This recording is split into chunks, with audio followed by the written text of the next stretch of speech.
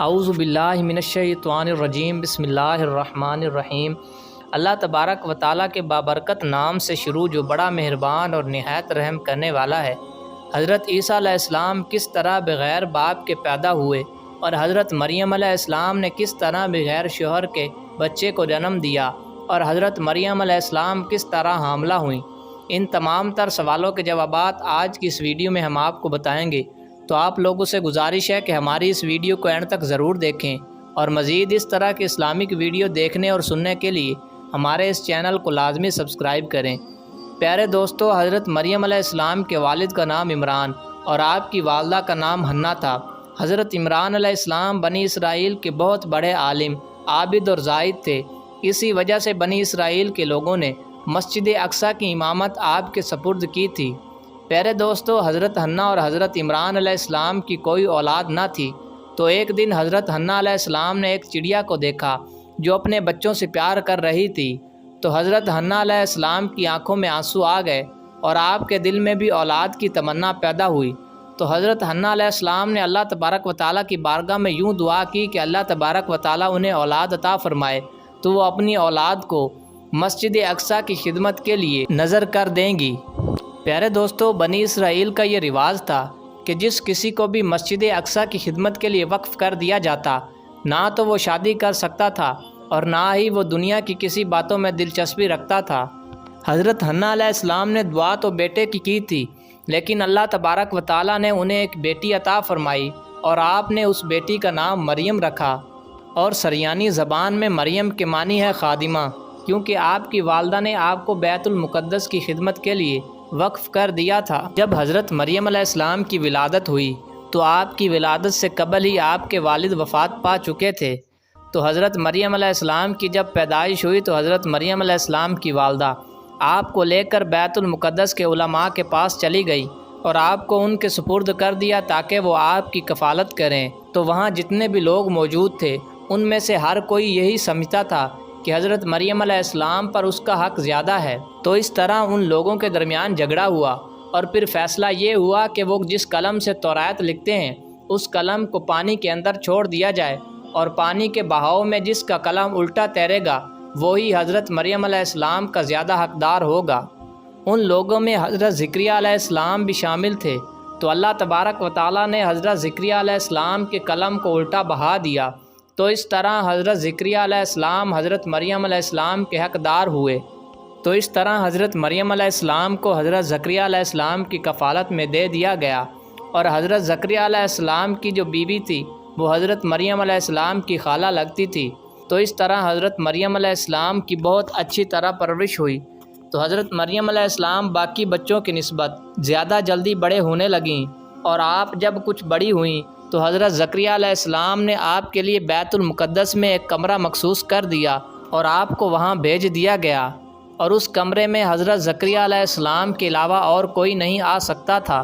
اس طرح حضرت مریم علیہ السلام اس کمرے میں دن رات اللہ تبارک و تعالیٰ کی عبادت میں مشغول رہتیں اور اللہ تبارک و تعالیٰ کی عبادت کرتیں۔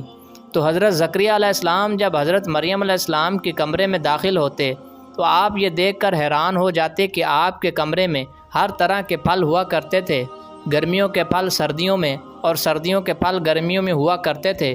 تو حضرت زکریا علیہ السلام جب حضرت مریم علیہ السلام سے پوچھتے کہ یہ پھل کہاں سے آتے ہیں تو حضرت مریم علیہ السلام یہ جواب ارشاد فرماتی ہیں کہ یہ پھل اللہ تبارک و تعالیٰ کی طرف سے آتے ہیں۔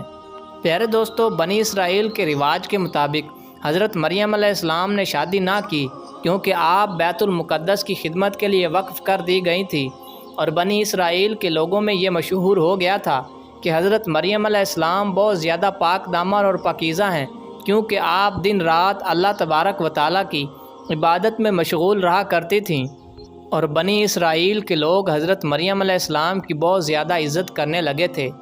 پیارے دوستو، ایک دن حضرت جبرائیل علیہ السلام انسانی شکل میں حضرت مریم علیہ السلام کے حجرے میں تشریف لائے۔ تو حضرت مریم علیہ السلام اپنے کمرے میں ایک غیر شخص کو دیکھ کر بہت زیادہ پریشان ہوئیں۔ تو حضرت مریم علیہ السلام حضرت جبرائیل علیہ السلام سے کہنے لگیں کہ اگر تو کوئی خدا ترس بندہ ہے تو میں تجھ سے خدا رحمان کی پناہ مانگتی ہوں تو حضرت جبرائیل علیہ السلام حضرت مریم علیہ السلام کو تسلی دینے لگے اور ساتھ یہ فرمانے لگے کہ میں تیرے رب کی طرف سے بھیجا ہوا فرشتہ ہوں اور تجھے ایک پاکیزہ بیٹا دینے آیا ہوں۔ تو حضرت مریم علیہ السلام فرمانے لگی کہ میں کس طرح بچے کو جنم دے سکتی ہوں؟ نہ تو میں نے کبھی شادی کی اور نہ ہی کبھی مجھے کسی مرد نے ہاتھ لگایا اور نہ ہی میں بدکاری کا سوچ سکتی ہوں۔ تو حضرت جبرائیل علیہ السلام فرمانے لگے کہ بے شک آپ پاک دامن ہیں اور تیرے رب کے لیے یہ کوئی مشکل کام نہیں، کیونکہ اللہ تبارک و تعالی ہر چیز پر قادر ہے اور وہ تجھے ایک پاکیزہ بیٹا دینے پر بھی قادر ہے۔ یہ بات ارشاد فرما کر حضرت جبرائیل علیہ السلام نے حضرت مریم علیہ السلام پر پھونک ماری تو حضرت مریم علیہ السلام حاملہ ہو گئیں۔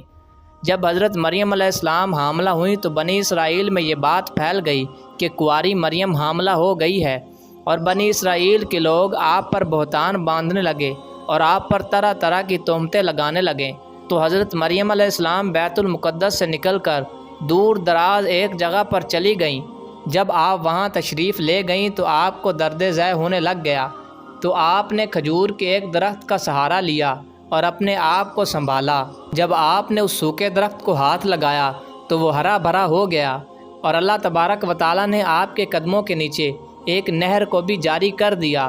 لیکن آپ کے ذہن میں بار بار یہ خیال آ رہا تھا کہ میری قوم کے لوگ مجھ پر تہمت لگائیں گے اور مجھے بدکار کہیں گے۔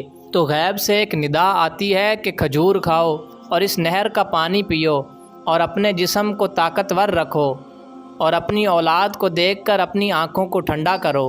اسی عالم میں حضرت عیسیٰ علیہ السلام کی ولادت ہو جاتی ہے۔ تو حضرت مریم علیہ السلام نے حضرت عیسیٰ علیہ السلام کو اٹھایا اور اپنی قوم کی طرف واپس چلیں۔ تو جب آپ وہاں پہنچی تو آپ کی قوم کے لوگوں نے آپ کی گود میں جب بچے کو دیکھا تو وہ لوگ غضبناک ہو گئے اور آپ پر طرح طرح کے الزام لگانے لگے اور آپ سے سوال کرنے لگے۔ تو حضرت مریم علیہ السلام نے ان لوگوں سے فرمایا کہ تم لوگ اس بچے سے پوچھ لو، یہ تمہیں تمہارے سوالوں کے جواب دے گا۔ تو وہ لوگ کہنے لگے کہ اے مریم، کیا تم ہمیں پاگل سمجھتی ہو؟ یہ دودھ پیتا بچہ ہمارے سوالوں کے جواب کیسے دے گا؟ تو اتنے میں حضرت عیسیٰ علیہ السلام بولے اور ان لوگوں سے کہنے لگے کہ میں اللہ تبارک و تعالیٰ کا بھیجا ہوا بندہ ہوں۔ بے شک اس نے مجھے نبی بنایا ہے اور مجھے کتاب بھی عطا فرمائی ہے اور مجھے بابرکت بنایا ہے، میں جہاں کہیں بھی ہوں، اور مجھے نماز اور زکوٰۃ کی وصیت کی ہے، اور جب تک میں زندہ ہوں، اور اپنی ماں کے ساتھ نیکی کرنے والا، اور مجھے سرکش اور بدبخت نہیں بنایا، اور سلام ہے اس دن پر جس دن میں پیدا ہوا اور جس دن میں مروں گا اور پھر جس دن میں زندہ کر کے اٹھایا جاؤں گا۔ پھر اس کے بعد حضرت مریم علیہ السلام حضرت عیسیٰ علیہ السلام کو لے کر مصر چلی گئی، اور پھر جب حضرت عیسیٰ علیہ السلام کی عمر مبارک 13 برس ہوئی تو پھر آپ حضرت عیسیٰ علیہ السلام کو لے کر واپس بیت المقدس تشریف لائیں۔ حضرت مریم علیہ السلام وہ واحد پاک دامن خاتون ہیں جن کو اللہ تبارک و تعالیٰ نے بغیر شوہر کے بیٹا عطا فرمایا، اور حضرت مریم علیہ السلام کے نام کی ایک پوری صورت بھی قرآن پاک میں موجود ہے۔ ہم امید کرتے ہیں کہ آپ کو ہماری یہ ویڈیو ضرور پسند آئی ہوگی۔ ویڈیو اچھی لگی ہو تو ہمارے اس چینل معلومات اسلام کو لازمی سبسکرائب کریں۔